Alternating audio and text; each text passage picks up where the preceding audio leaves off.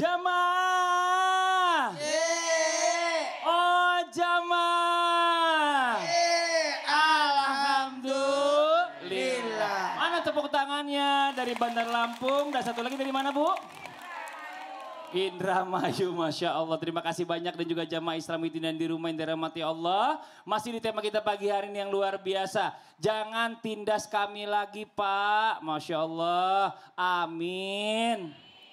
Sebelum kita lanjut ya kita lihat lagi sebuah video tayangan yang sempat ramai juga kemarin. Tentang apa sih? Tentang kali ini adalah siapa yang mampu meredam amarah rakyat. Maksudnya seperti apa? Ini di tayangannya.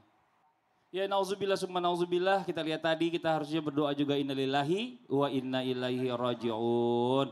Kita lihat tadi kayaknya amarah masyarakat ini benar-benar merasa yang dirinya terzolimi ini tertindas oleh pemimpinnya. Kayaknya bentuk kekecewaannya benar-benar kayaknya mereka lampiaskan semua kemarin Bib.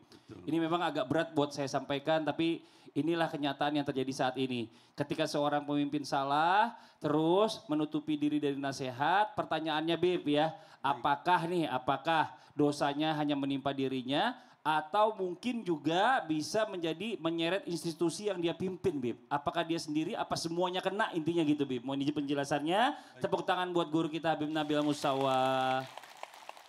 Baik, bismillahirrahmanirrahim. Izin sekali lagi Ustadz Maulana, Ustadz Syam dan Habib Uthman dan kaum muslimin muslimat sekalian. Baik yang di studio maupun pemirsa Islam itu indah dimanapun berada. Baik, bismillahirrahmanirrahim. Tadi kita lihat dalam video tadi ya. Kemudian juga apakah kalau misalnya pemimpin itu dia nggak mau dengar nasihat, apakah itu yang salah dirinya atau juga institusinya. Jadi begini, dalam Islam itu dikatakan kaedah ya dalam fikih, nahnu nahkumu bidzawahir. Hendaknya kita menghukumi berdasarkan apa yang kelihatan. Ya. Kalau misalnya dosa itu dilakukan oleh personal, salah satu contoh misalnya orang ada suatu pemimpin atau apa melecehkan rakyatnya. Atau dia mencaci maki rakyatnya. Atau dia melakukan sesuatu yang sifatnya personal. Maka tanggung jawab dosa itu adalah hanya bagi dia sendiri. Gitu ya. Jadi misalnya melampiaskan kata-kata kotor gitu ya. Mencaci maki rakyat ya. Kemudian melakukan hal yang tidak senonoh, tidak pantas. Nah maka itu adalah tanggung jawab dirinya dan dosa dirinya. Nah yang kedua, tapi kalau pemimpin itu melakukan dosa berjamaah, misalnya apa? Melakukan satu kebijakan, yang kebijakan itu adalah merugikan rakyat banyak. Dia lakukan bersama-sama dengan pembantunya, dengan apa, ya dan sebagainya sehingga menyengsarakan rakyat, maka itu dosa tanggung renteng, semuanya kena. Ya. Atau misalnya merumuskan undang-undang itu menyengsarakan rakyat banyak. Maka semua yang membuat, yang terlibat di dalamnya itu tanggung renteng dosanya. Saya ingin menggarisbawahi tadi soal nasihat. Apakah pemimpin itu wajib dengerin nasihat? Wajib hukumnya. Jangankan sekelas kita, sekelas Sayyidina Umar ibn al-Khattab radhiyallahu anhu ardah yang begitu luar biasa kepemimpinannya adil. Sampai beliau katakan kalau ada seekor unta kepleset di Madinah, Umar ditanya sama Allah, itu unta, bagaimana kalau orang? Gitu ya. Nah bagaimana kalau sampai orang celaka dan sebagainya, orang jadi sengsara, wah itu lebih berat lagi dosanya. Tapi sekali Sayyidina Umar ketika beliau bilang, ketika khutbah, kalau misalnya saya agak miring terhadap hukum seperti ini, kira-kira gimana pendapat kalian? Tiba-tiba ada seorang sahabat berdiri, saya akan luruskan dengan pedang saya ini. Ya, kemudian apa? Mas Fadli kata Sayyidina Umar, dia enggak marah. Kata beliau, semoga Allah merahmati umatku, umat Sayyidina Muhammad yang berani meluruskan Umar dengan pedangnya. Masya Allah. Itu jadi pemimpin yang baik itu adalah pemimpin yang mau menerima masukan. Mau menerima masukan kalau itu benar. Kalau itu benar. Masya Allah. Jazakallah khair. Terima kasih banyak ilmunya. Tepuk tangan buat guru kita Habib Nabil Mustawa. Jamaah. Kemarin kita lihat begitu banyak saudara-saudara kita turun ke jalan untuk melakukan yang namanya aksi demonstrasi. Aksi demonstrasi atau mungkin menyampaikan pendapat dan ini Masya Allah luar biasa seperti apa yang tadi dikatakan oleh guru-guru kita. Tapi ya nauzubillah summa nauzubillah ternyata demonstrasi ini disusupi juga dengan namanya tindakan-tindakan anarkis. Dan ini yang nggak benar, apalagi melakukan penjarahan, mengambil harta secara paksa, sama juga merampok atau enggak kalau kayak gitu. Coba kita tanya guru kita Habib Usman, silakan dijawab Bib. Fadol, tepuk tangan buat Habib Usman. Habib Nabil, Ustadz Maulana, Ustadz Syam. Bismillahirrahmanirrahim. Allahumma salli ala Sayyidina Muhammad wa ala ali Sayyidina Muhammad. Ingat, ketika seorang manusia dia melakukan perbuatan yang tidak baik di negerinya, di daerahnya, dia akan dimintai pertanggungjawaban oleh Allah Subhanahu wa taala. Wala tufsidu fil ardi ba'da islahiha. Janganlah kalian merusak sesuatu apapun di muka bumi ini ketika Allah Subhanahu wa taala telah memperbaikinya. Ketika kalian sudah diperbaiki dengan campur tangan pemerintah, fasilitasnya, tempatnya untuk umumnya, kalian rusak, kalian berdosa. Kalian berdosa. Dan kalian mengambil yang bukan haknya. Kalian mengambil, kalian menyolong, namanya adalah syirik. Syirik itu hudud. Dia harus dipotong tangan dalam syariat agama, tapi hukum negara kita dia dipenjara. Maka kita harus perhatikan. Jangan kalian mencolong, mencuri. Haram hukumnya. Walaupun kalian mencolong di rumah pencuri. Walaupun kalian mencolong di rumah maling. Walaupun kalian mencolong, mengambil segala sesuatunya yang bukan hak kalian, kalian ambil. Kalian adalah pencuri. Beda antara syirik dengan gasab. Gasab itu adalah dia merampok, merencanakan. Bersama-sama, terang-terangan. Dan bahkan melakukan dengan cara yang buruk. Dia besok di hari kiamat, dia akan membawa apa yang dia bawa, apa yang dia ambil. Jadi beda antara syirik dengan gasab. Ini adalah sebuah perbedaan fatal. Kalian gasab, kalian mencuri, kalian misalkan ngambil jam, kalian nenteng jam. Oh ini jam pencuri nih. Kalian nenteng lemari kalian bawa, besok di hari kiamat kalian bawa lemari lagi. Nanti di hari kiamat kalian akan membawa apa? Membawa TV. Karena kalian colong TV atau mengambil TV. Nanti di hari kiamat kalian nenteng kulkas. Karena apa? Karena ambil kulkas. Besok nanti kalian di hari kiamat karena nyolong mobil, bawa mobil. Wah susah bawanya itu. Jadi harus hati-hati. Jangan sampai kalian merusak diri kalian, menghancurkan diri kalian dengan perbuatan yang kalian lakukan. Berharap kepada Allah Subhanahu wa taala, mencari ridhonya Allah, kalian mendapatkan keselamatan.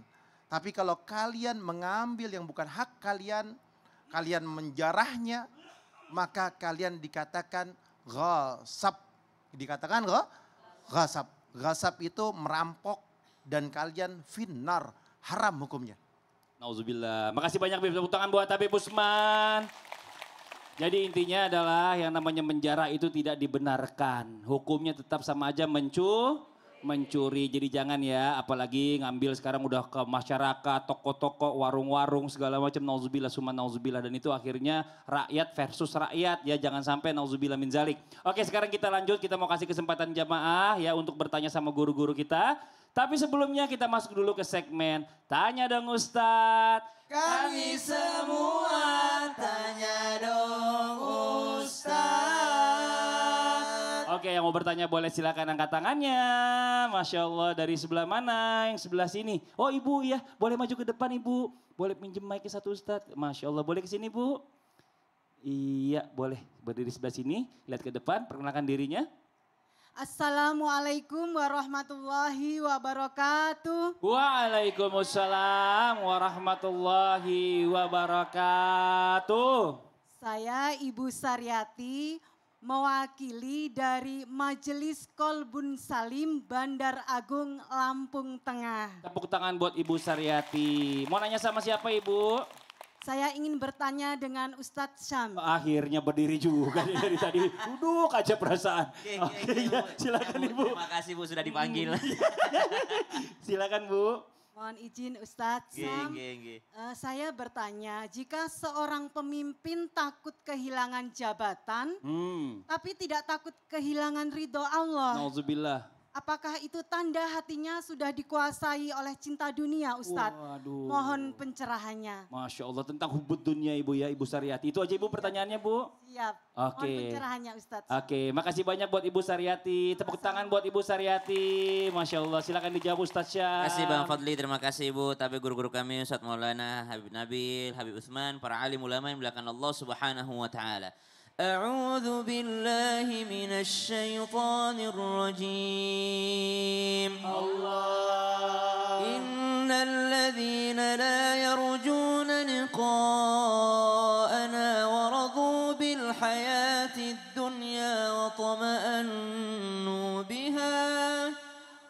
والذين هم عن آياتنا غافلون.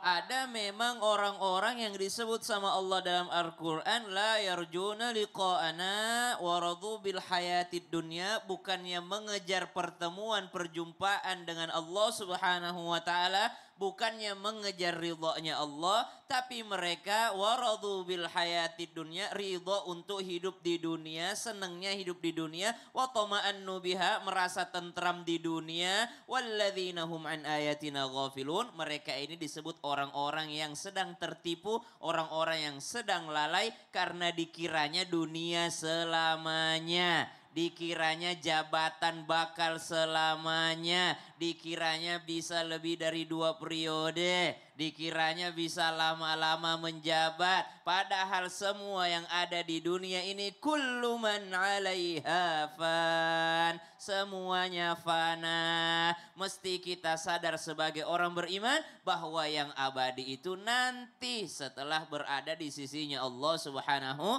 wa taala. Tinggal milih pengennya bahagia di sana atau tidak bahagia di sana. Pengen bahagia di sana, Bu? Pengen, berarti kebalikannya. Jangan terlalu ridho tinggal di dunia, jangan terlalu tenang tinggal di dunia. Maksudnya apa? Maksudnya cobalah dari 24 jam yang dikasih sama Allah, ada waktu untuk khusus kita berdua-duaan dengan Allah Subhanahu wa taala. Kemudian dikatakan, apakah orang yang seperti ini hatinya telah tertutup? Sementara Al-Quran mengatakan mereka sedang lalai dari ayat-ayatnya Allah Subhanahu wa ta'ala. Ketika sudah lalai berarti hati sedang tertipu. Tidak tahu lagi tujuan utamanya yang mana. Kira-kira Bu, kalau ditanya, Ibu hari ini saya angkat menjadi seorang ratu, mau? Mau dong. Ibu saya angkat jadi seorang ratu, tapi 2 menit kemudian meninggal dunia, mau? Gak mau, berarti ini orang cerdas, tidak tertipu hatinya. Kenapa? Tahu bahwa tidak ada yang abadi. Maka kalau dikatakan apakah bagian daripada hubbud dunia, kalau jabatannya dipakai untuk mensejahterakan orang, dipakai untuk bermanfaat kepada orang lain, bermanfaat bagi dirinya, keluarga dan banyak orang, maka bagus. Tapi kalau jabatannya dipakai untuk memperkaya diri sendiri saja, berarti dia sedang tertutup hatinya. Nauzubillah min zalik, itu yang namanya hubbud dunia. Iya. Saking cintanya dunia, segala sesuatu dihalal-halalin. Wah, nauzubillah. Kepentingan segala macam itu dibuat sesuai dengan kebutuhannya keinginan dia. pribadi, nauzubillah. Oke, Ustaz Syam sini dulu aja. Gitu. Kan dari tadi kan di bawah mulu, duduk mulu. Sekarang berdiri dulu sampai akhir dulu ya. Segmen ini maksudnya. Yang di rumah jangan kemana-mana dulu ya. Nanti kita lanjutkan lagi pembahasan kita tentang jangan tindas kami lagi, Pak. Yang di rumah jangan pindah channel, tetap di Islam itu indah. Jamaah. Yeay. Oh, jamaah.